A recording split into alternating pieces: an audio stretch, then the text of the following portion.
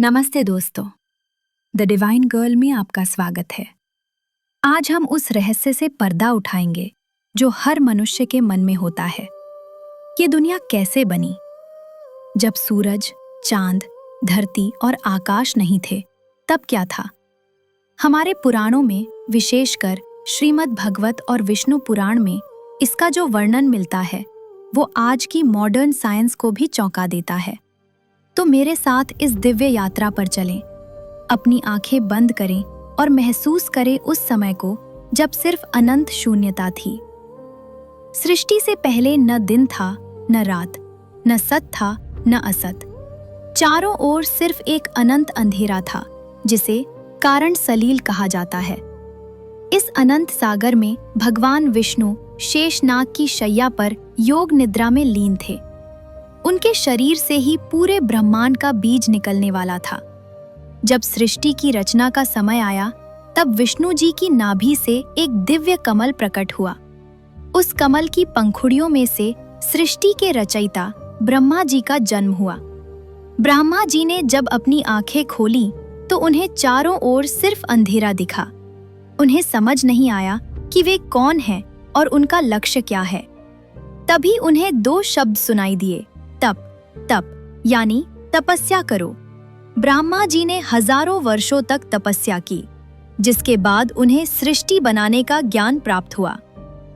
ब्रह्मा जी ने सबसे पहले पंच तत्व बनाए: भूमि, गगन, वायु, अग्नि और जल। इनसे ही पूरे संसार का निर्माण होना था। लेकिन ब्रह्मा जी ने देखा कि सृष्टि आगे नहीं बढ़ रही है। तब उन्होंने अपने मन से मानस पुत्रों को जन्म दिया: सनक, सनातन, सनंदन और सनत कुमार। लेकिन उन्होंने सृष्टि बढ़ाने से मना कर दिया और तपस्या में लीन हो गए। ब्रह्मा जी को क्रोध आया और उनके क्रोध से उनकी भ्रुकुटी से रुद्र प्रकट हुए। रुद्र यानी महादेव का वह रूप जो विनाश और निर्माण दोनों का प्रतीक है। ब्रह्मा जी ने तब अपने शरीर को दो भागों में बांटा। एक भाग बना मनु, पुरुष, और दूसरा शत्रुपा, स्त्री। इन दोनों से मानव जाति की शुरुआत हुई।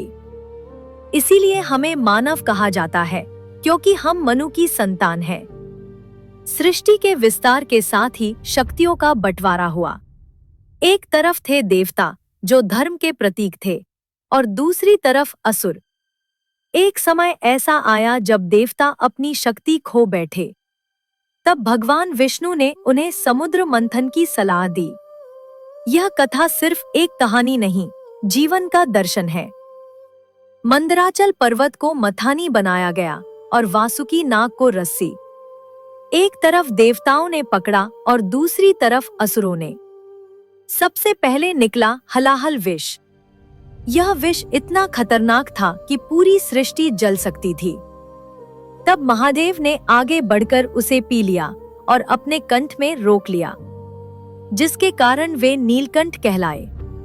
इसके बाद एक एक करके 14 रत्न निकले: मां लक्ष्मी, ऐरावत हाथी, कामधेनु गाय, और अंत में धन्वंतरी देव अमृत लेकर प्रकट हुए।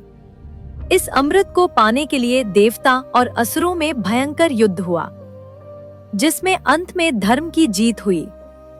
दोस्तों, युग बदलते गए। सत्य युग गया, त्रेता आया, द्वापर गया, और अब हम कलयुग में हैं। कलयुग के बारे में लिखा है कि यहाँ धर्म सिर्फ एक पैर पर खड़ा होगा। लोग स्वार्थी होंगे, रिश्ते कमजोर होंगे, लेकिन इस घोर अंधेरे में भी एक रोशनी है, हरि नाम। पुराणों में कहा गया है कि जो फल पहले के युगों में हजारों साल की तपस्या से मिलता था, कलयुग में वह सिर्फ प्रभु का नाम लेने से मिल जाएगा। आज की यह यात्रा यहाँ विराम लेती है। हमने देखा कि कैसे शून्य से सृष्टि बनी और कैसे ईश्वर हर कण कण में बसे हैं। आशा है कि यह कथा सुनकर आपके मन को शांति मिली होगी। यदि आपको यह अनमोल जानकारी पसंद आई, तो द डिवाइन गर्ल परिवार से जुड़े इस वीडियो को अपने अपनों के साथ साझा करें और पुण्य कमाएं। अगली बार फिर मिलेंगे एक नई महागाथा के साथ। कमेंट में लिखना न भूले, जय श्री कृष्ण। तब तक के लिए स्वस्थ रहें, भक्ति में रहें। राधे राधे।